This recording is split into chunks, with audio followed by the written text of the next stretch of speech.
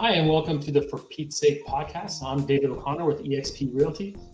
And I'm Alex Blencarn with eXp Realty. And today we're going to be talking about the Peterborough City April 2023 market stats. Then we have our deal of the month for you and our tip of the month.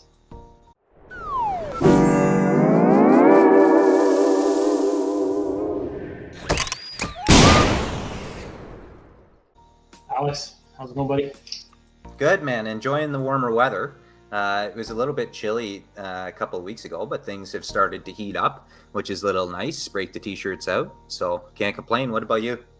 It's good. We got a pool now for the first time, so I'm learning the ins and outs of setting up a pool, which is a lot more work than I thought. So Yeah. we'll get there. There's a lot of pressure for me to have the pool ready to rock and roll on Sunday. So we'll get there. And they'll enjoy it. The little guys will enjoy it. They'll love it. A couple cannonballs. There's a lot of pressure. I'm trying to set everything up. There's all the plumbing, and then there's like dealing with the chemicals and all that. Meanwhile, I have the family in the background like blowing up all the pool toys, like staring at me. So. Well, hey, if you open it up successfully this summer, maybe we can do that as a future tip of the month, and you can share what you learned. I'll be the pool guy. Maybe we'll bring in a professional and we'll interview them instead. Yeah. All right, man, I'm excited. Obviously, I don't want to toot our own horn, but if you've been following the podcast the last 2-3 months, we're kind of, it's really hard to predict these things, which is why we get a little macro sometimes, a little too macro for some people, I'm sure. But we always do high-level summaries of what we think is happening. And we were talking about how we think we might have a traditional spring market, and we might even have something a little different. But there's market's really picking up here. So without further ado, let's jump into it here. Yeah. So, to start, we always like to throw a bit of news. Nothing really huge macro-wise. Well, there's a whole bunch of news, but we're not going to talk about it. We're going to stick with something that happened Wednesday, May 10th in Toronto. The City Council voted to effectively eliminate single-family zoning in the city. So any single-family dwelling can now be turned into a multiplex with up to 4 dwelling units. So this is huge. This is going to add a ton of densification to the city of Toronto. In the short term, in my opinion, it's really going to benefit those landowners as values may increase due to that development potential. But in the long term, what it's going to do is provide a ton more of supply. We need a ton of supply, and this densification is really going to help increase that supply and hopefully improve affordability in the city of Toronto. And why this is newsworthy is because, as we know, Toronto is one of the biggest real estate markets in Canada. I believe it is slightly cheaper than Vancouver, but it's one of the biggest real estate markets in the country, and hopefully it sets the precedent for other municipalities across the country to implement a similar change to their zoning bylaws. Yeah, I was just thinking about that. Like, what will happen if that trickles down to the surrounding areas and even up here in Peterborough? So, for those of you who don't know, I think it was spring of 2019, 2018, maybe. Provincially, they rolled out the accessory apartment qualifications. So a little bit of history of Peterborough, it was very hard to get a property rezoned for a 2-unit, near impossible. But now, if you meet the fire code and all the requirements, you can turn any property into a second unit. So what's going to happen with what just happened in Toronto? Like, are we going to be able to turn some bigger homes into like triplexes or fourplexes? I hope. Affordable housing prices in Peterborough and a lot of the other areas. So yeah, that's why I think it's big news for Toronto, but it could trickle down and be really, really influence our market as well. Yeah. So again, it's maybe 10 years down the line, but let's see what happens. We can, some different municipalities, they move at different speeds. So just because something happens in Toronto doesn't mean it's going to happen in other municipalities tomorrow. But, it does potentially set the precedent if things go well in Toronto for other municipalities to adopt this zoning change. And we already get a lot of out of town like interest for like investment purposes for our market. Well, what's for sure. If it's so easy to rezone triplex, fourplex. For sure. yeah, let's see what happens. Yeah, let's see what happens. And speaking of investment, stay tuned for the deal of the month. We've got a beauty here today for you guys. Probably one of the best investment properties that we've ever analyzed. So stay tuned for that. Solid tease. I like that. Yeah, so let's break these down here, Dave. 2022 to 2023. So now I'm going to read these stats, but let's talk first about what happened last spring. It was nuts. It was the peak of the real estate market. March, I believe we peaked in 801, and April was slightly lower than March, but still crazy. So it's pretty good to see this recovery. We're only 3.6% below what the average price was last year. Last year was nuts, and we're only 3.6 below. So we've gone like this, and now we're coming back up. So it's great to see this sort of recovery. You'll see it in the graph. I mean, we've really gone like that. So yeah, we can see that with the average price. New listings are down about 35%. Again, the story for April, not a lot of activity, but prices seem to have increased. Number of sales, again, not a whole lot of activity. They're down 27%, and days to sell, I mean, it's up 1,200%. So it's pretty high. We'll go over it. It's not alarming. It's pretty normal for a typical April. It's just last year was nuts. Yeah, the one again, I know it's a smallest number here, but that 3.6, if you've been following, we're comparing year over year. So April this year to April last year. So when we did March, I don't remember offhand. We'll see it in a second. But it was there was a huge gap between the price points. And I don't, if you remember, I predicted by June year over year would actually finally be higher. We actually looks like we're going to see it by May. So yeah, I wasn't quite on the ball, but we'll see what happens in May. But let's look at this here. So there's the graph there. I mean, you can see the peak in 22. That's that highest point where you're sitting around 800. But you can see, again, we're responding slightly like a hockey stick. We're going up pretty quickly. Look at that large jump between the last two bars there. And we'll get into what that jump exactly was, but it was huge. Yeah, there you have it. Wow. About $76,000 increase month over month from 619 to 695.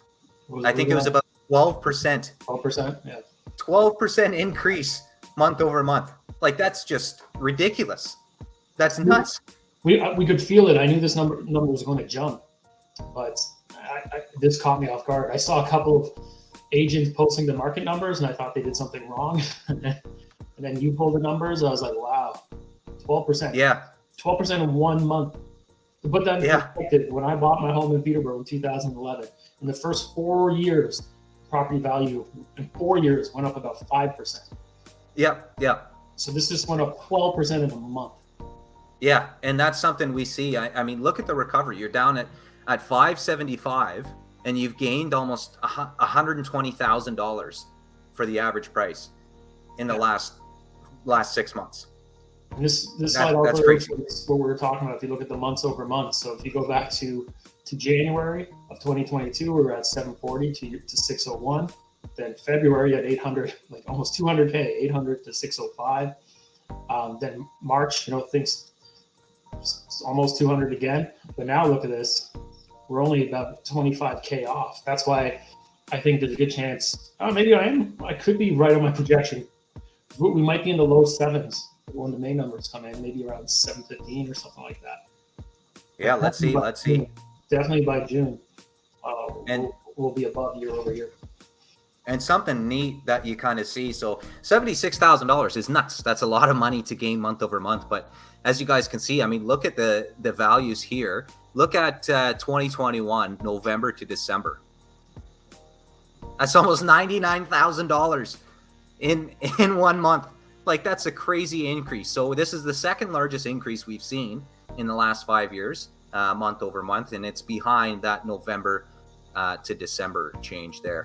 And that was right when things were just starting to heat up. There was no inventory on the market, and things were just really starting to ramp up at that point. You can see the jump between November and December there.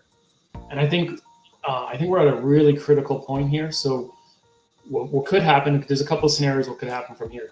after the average, I guess, seller consumer um, realizes this jump has happened, you might get a lot of those fringe sellers that are kind of thinking about selling. When they see that jump like this, you might see a spike in inventory, which the market really needs right now. But if for some reason we don't, then if there's lack of inventory, and we know it seems like the buyers are back, you could see this continue to trend up aggressively. So I think that the May numbers is going to be huge.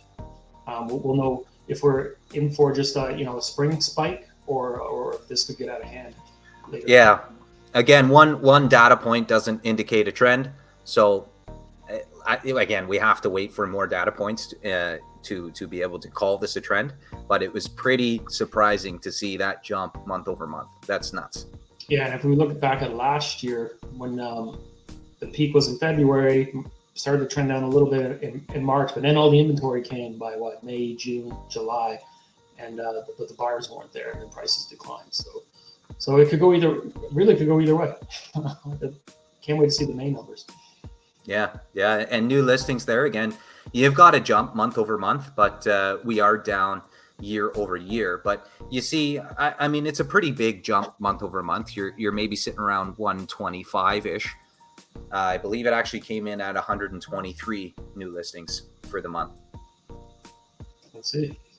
So yeah, there it is. That 123. Now we're down from 192.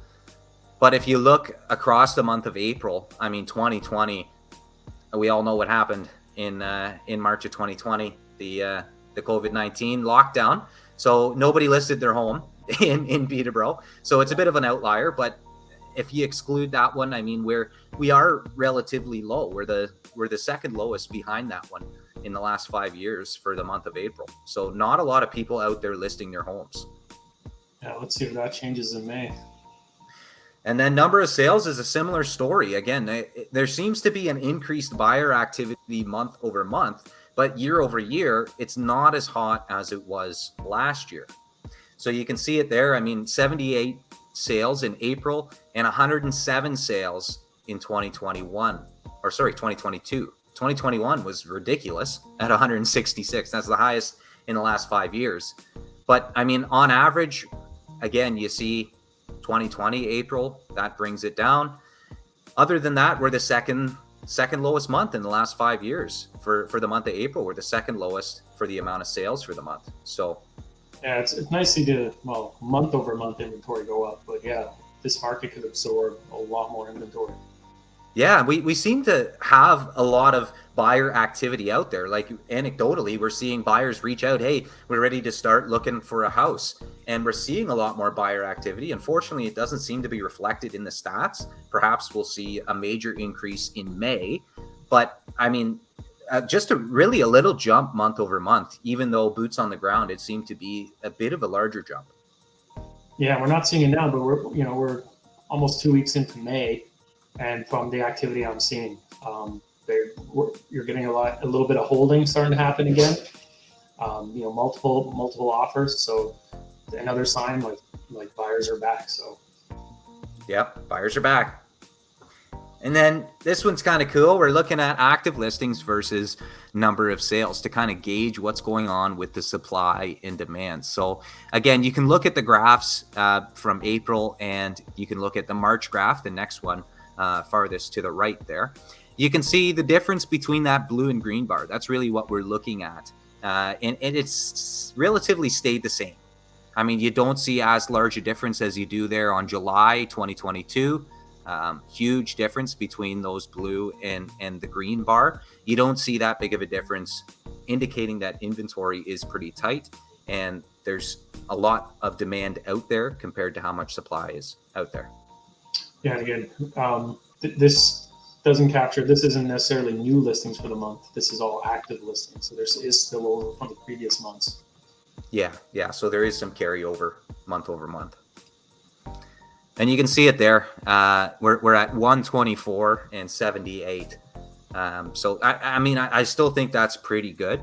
You've got about 40-ish listings sitting that haven't sold in terms of active versus sales. So there's about 40-ish that are sitting that would have carried over to the month of May, which isn't too bad. when we look at, last month, again, you're about 40. So you see a similar amount of supply and demand out there. So similar market conditions in March that we saw in April of 2023.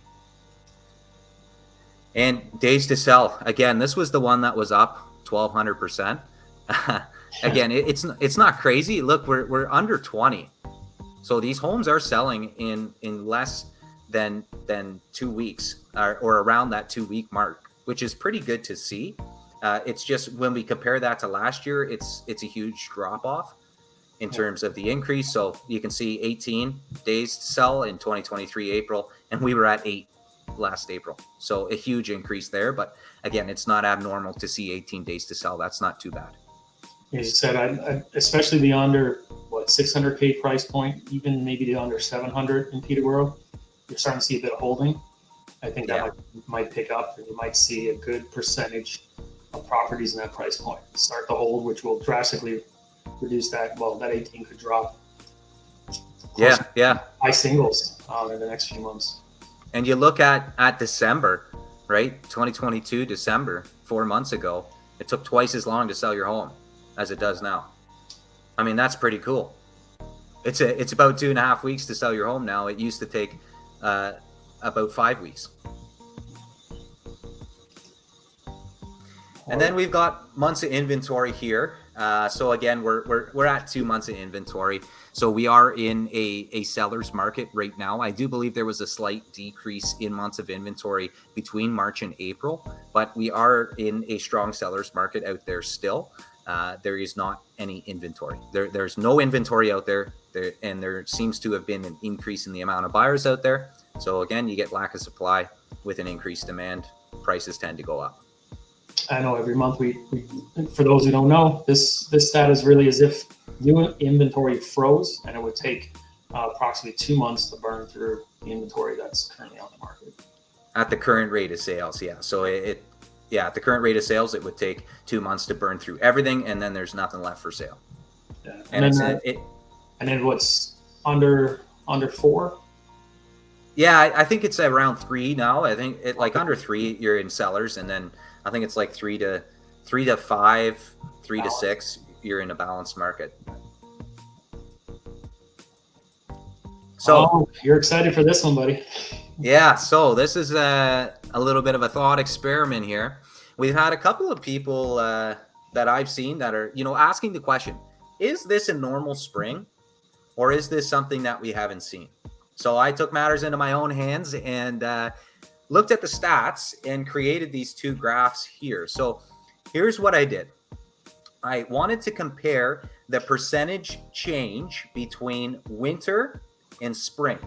So what changes in the market between the winter months of that year and the spring months of that year? So again, your winter market versus your spring market. How does that change as we switch to a different season? What does that look like in average price, and what does that look like for number of sales? Again, giving us an idea of how much activity is out there and the buyer sentiment in those 2 different seasons. So first we have to define spring and winter. So I define winter as the months between December and February, and spring as the months of March to May. So when we're looking, for example, at 2023, we're looking at the months of March and April, because we haven't seen the May numbers yet, but we're looking at the months of March and April and taking an average sale price for those 2 months. And then we're looking at the months of December 2022, January 2023, and February 2023, and taking an average of those 3 months. What was the average price over those 3 months? That's going to give us the average price for winter. So here's what we found over the last 10 years. We've seen a 5.4% increase in the average price between those 2 seasons. So on average, prices increased by 5.4% between winter and spring. So that's nuts. You can see the graph there. That's that top graph. We only really saw negative increases, so a decrease in 2020 and 2022. But look at that 2016 number. We saw just about 18% increase between those 2 seasons. So that is nuts. So how does spring 2023 stack up against the last 10 years? Well, we saw a 10.23% increase in 2023. So the average price is about double what the average change between spring and winter is for the last 10 years. So it's above average, well above average in terms of the increase between winter and spring this year. Now, obviously the spring of 2023 is based on March, April only, right? That's right. Yeah. So we don't have the May data, but again, we took the average between those 2 months. So we divided by 2 instead of 3. It may happen like the way we think it's going to be when this graph gets updated after the May numbers come in. Like this could be closer to the 14%. Yeah, which would be the nuts. most significant jump since 2016. Yeah, and that would be about 3 times what the average of the last 10 years would be. So that would be a huge jump to see. And another thing that's interesting to note is that 2022 is another outlier because it's skewed because we had that anomaly of the year where it was January, February, which are the winter months, were the peak. And then it started trending down in the spring. Even though we had great activity in the spring, we had a very rare January, February season, which is why you're seeing that negative in 2022. Yeah, absolutely. And then we can look at, so this was pretty surprising. We ran the same numbers basically for the number of sales for the months, right, for the 2 seasons. And the average increase in number of sales between spring and winter was 91.5%. So the number of sales almost doubled between winter and spring for each calendar year, which is just crazy to think about. So how are we looking in 2023? Well, in spring of 2023, we only saw a 43% increase between winter and spring. So it's below average. I mean, well below average. So there's not as much sales activity as there previously has been in a typical spring market, but the average price has increased. Yeah. No, I like that one, but again, in a traditional season, like a lot of the winters are slow. Yeah, it's pretty typical. Buyers and sellers, both buyers and sellers, will wait till the spring. So it's nice to see, and for good reason. Yeah, exactly. And it's also influenced by waterfront properties that can't be accessed in the winter as well. But it's for sure nice to see that somewhat back to a traditional market, but I don't know if we know the answer, but it looks like it's kind of a traditional spring market, but it's kind of got a shot in the arm because the buyers were waiting on the sidelines for so long last year, especially the back half of 2022. That I feel like a lot more buyers have come back to the market, but as I said, not the inventory. So it's kind of skewing things a little bit. Yeah, and we do see that with that jump in average price. Again, if that gets up to the 14% level, again, we've seen the largest change between the 2 seasons. And we've already almost seen the second largest change between the 2 seasons right now, but 2013 is slightly ahead, I believe. So talk to us about the tip of the month, Dave. What is a 24-hour irrevocable? Okay, so any offer that you put forward always has an irrevocable by the buyer, and depending on I guess the situation, sometimes the sellers will put in a 24-hour irrevocable or more. We've seen 48, 72. To do that, they have to complete what's called a seller's direction form and put it in the actual offer instructions. But the reason we wanted to flag this is, even though you're not seeing a lot of holding in this market, you're seeing a lot of agents put in 24 hours, 40, 48 hours, and some very ambitious agents are pushing it to 72 hours. And I'm not saying all of them are doing this, but what some of them are doing is they're kind of creating like a false competition. So they're not holding offers officially, but what happens is you submit an offer, the offer has to be live and good for 24 hours. During that time, they're going to kick the tires, contact every agent or any buyers that reached out to them directly to try to drum up additional offers, create a competition, and try to drive up the price. So again, they're not holding, but because they have this period, and if you honor this, again, if they have a seller's direction, then they depending how it's filled out, they don't even have to show the seller the actual offer, right? Yeah, and again, this is best interest of the seller. That is what the listing agent has been hired to do. So they are doing this in the best interest of the seller. Unfortunately, it can get a little bit tricky for buyers because, again, like Dave was saying, your offer is live for 24 hours. So what that means, I submit an offer today. It's Friday at 5 o'clock, and I want to submit an offer. They're not going to look at it until Saturday at 5 o'clock. So that gives them 24 hours to decide what they want to do with that offer. So there's a large gap of time there where it gives them the opportunity to potentially call around to other agents that have seen the property and say, hey, we've got an offer in hand. We're going to present tomorrow at 6 o'clock. Are you interested? And again, it's used to potentially generate multiple offers at one time. And it is in the best interest of the seller to do this, especially if the seller does want you to take that route. Because as we've seen in the past, the more offers you get, generally the higher you get in terms of purchase price. Yeah, and we did want to flag that this is a little gray because really the 24-hour revocables traditionally would be for something that's maybe an estate sale or something where like multiple people have to make a decision, so they need more time, or maybe the buyer or the seller's a shift worker or different things, or they're traveling. That's traditionally when you would see these. But it's almost like they're being leveraged now. And you can do it, but they're leveraging this option that's available to create potentially a competition. And it can be a little frustrating for buyers too, because you're unopposed, you submit your offer, and then a couple hours to go and you're 24-hour revocable, and something trickles in. Next thing you know, you're in competition. And if you're just looking on the public sites, for the most part, they usually show this in realtor remarks and not in the public remarks. So you wouldn't even know this until your realtor advises you. Yeah. So again, it's almost like just a heads up for the buyers out there that we're seeing a lot of this. It's almost like sellers dipping their toe in maybe starting to hold offers again. So I think we might see a shift if the market keeps going the way it is, and we'll see a little bit less of this and more holding offers again for a week.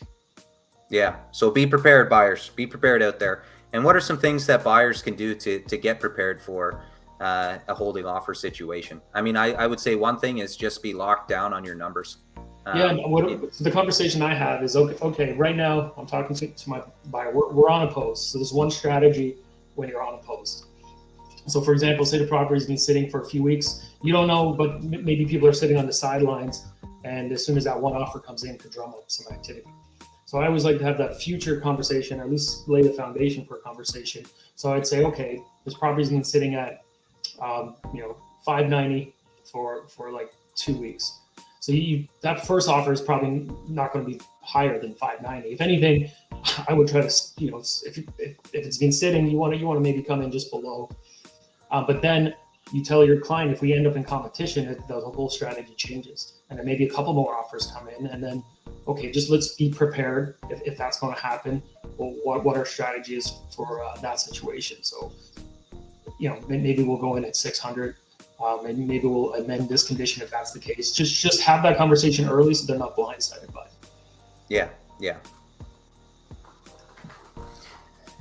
All right. So, deal of the month. Remember, I teased this one a little bit earlier. We've got quite the deal here. 710 Water Street. So I'm going to pull it up here on realtor.ca just to show you guys what this one looks like. But again, so why is this the deal of the month? Well, shout out to Brad Smith, first of all, for doing an incredible job on this property. It's got 7 bedrooms and it's at 580. That is, or 579. That is just crazy. And why is this the deal of the month? Well, because look at that gross income. That certainly is gross, isn't it, Dave? We've got 49,000 per year. What does that equal monthly? Well, we did the math. It's about $4,119 a month. $4,119 a month in rental income. So this is just fantastic. Let's run the numbers, but first let's look at property. So it's, again, one of those old brick homes you see on Water Street. I believe this one does have 2 kitchens as well. Again, it's one of those 2.5 stories. It's spray foamed insulation in the basement, I believe, and then there's the shed out back. So how does this look numbers wise? Well, all of these tenants are on a 1-year lease, so locked in for 1 year at $4,119 a month. So let's look at how these numbers play out. So we've got this rental property calculator, again, found on calculator.net, and we're sitting right now at $356 per month. Doesn't sound very good, does it? But then let's look at what we punched in. We punched in worst case possible. So we've got 8% for property management. Again, you can manage this property yourself, but this 8% allows a property manager, you're really seeing around 8 to 12%, depending on what services the management company offers, but let's run it at 8. Vacancy at 5%.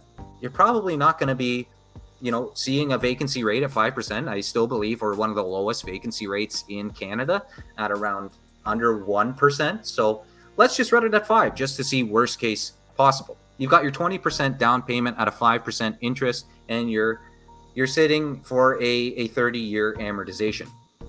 So property taxes, they were given, they're $33.26. Total insurance, we estimated at around $2,800. Again, in order to get an accurate estimate, I always recommend speaking with a insurance broker to actually get what the insurance would be on this type of property. But again, we could throw a number at it and kind of estimate what it might be. Maintenance, we're putting around $200 a month. You don't have to go that high. This is just going to help because it's a student rental. And again, you're still sitting now at $356.99. So let's say you wanted... That's your cash flow for the month, right? That's your cash flow for the month for the first year. Let's say you wanted to run this property yourself. Let's hit the handy dandy. Look at that. That's nuts. $700 a month if you're running this property yourself. You're not going to have a property manager. You're getting $700 a month in cash flow if you purchase this property at the list price. So just a fantastic deal here. Any thoughts about that, Dave? No, I think the numbers are great. The only thing I'd flag with this specific property is it is a little bit older. It's like a 110-year-old home. Yeah. It looks like they did, I thought I saw they did the shingles in 2013, so they're 10 years old. But some of the mechanical elements of the home may be coming up. But again, when you're cash flowing, $700 a month, you can have your profits, pay for that, so you're not going to be out of pocket. And then, you just project manage when you're going to do these certain things. And maybe the first couple of years of holding this one, you're doing a little bit of work on the place. But wow, if it's not an opportunity. And if you bring it up on the map, phenomenal location for students. I love Water Street, especially where this is on Water Street. It's Water and Park Hill. Yeah, Water and Park Hill. Because some of those other side roads where it gets a little quiet, there's some less desirable areas where there's some student houses. But this one, you got the Trent Express goes right along Water Street. It's a short walk or stumble for some students to down. And yeah, it's as I said, it's right on the main road, close to parks, close to the river. This park here is really cool. There's a basketball net. There's a jungle gym. There's access to the river. I spent a couple hours in there fishing. You can kind of go roll your pants up and stand in the river right here and just fish out into it. It's just a great park. Again, you've got another park right here with a trail that actually goes all the way up to Trent. But another fantastic park right here. They do host the Peterborough Folk Festival in this park right here every year. I don't know if it's going to happen in this park this year. I saw something about that. But anyway, this Nichols Oval right here, great spot. Again, you got another basketball net if you're a basketball fan like me. And then, yeah, like Dave was saying, you're really close to the downtown. I mean, you just kind of go down Water Street right here and you're really in the downtown core. Yeah, no, we really like this one. As we said, the other one on Water Street, we really like this one. This one could trump it, or pretty close at least. Yeah, and again, you've only got your initial investment here of $122. That's with 20% down. Again, you increase that down payment if you've got a little bit more capital. You can even improve those monthly cash flows by a substantial amount. And again, this is first year income. It's only better from here. Typically, your first year is your worst, unless you refinance or something. Yeah, this one's still available. I don't think it's going to last that long. No, and again, fantastic job by Brad Smith here with the pricing, and yeah, he just did an awesome job. So shout out to Brad Smith. Yeah, I've dealt with him. He's a pro. That's it. Yeah, that's everything. We're getting in under 40. It looks like. So that's yeah, good. not so bad today. Yeah, good luck. I know you're doing the pool, so good luck with that today. And yeah, I appreciate your time, Dave, and all your hard work and contributing towards this. It was a great conversation as always. Well, let's be honest. I'm your Scottie Pippen. I bring the defense. Shout out to Scottie Pippen, though. I bring the defense. Yeah, but you got. But yeah, obviously all your hustle putting this whole presentation deck together. I really appreciate that. Yeah, no problem, brother. Thanks for joining. And yeah, as always, folks, that's all, folks. Take care. Thanks for joining us.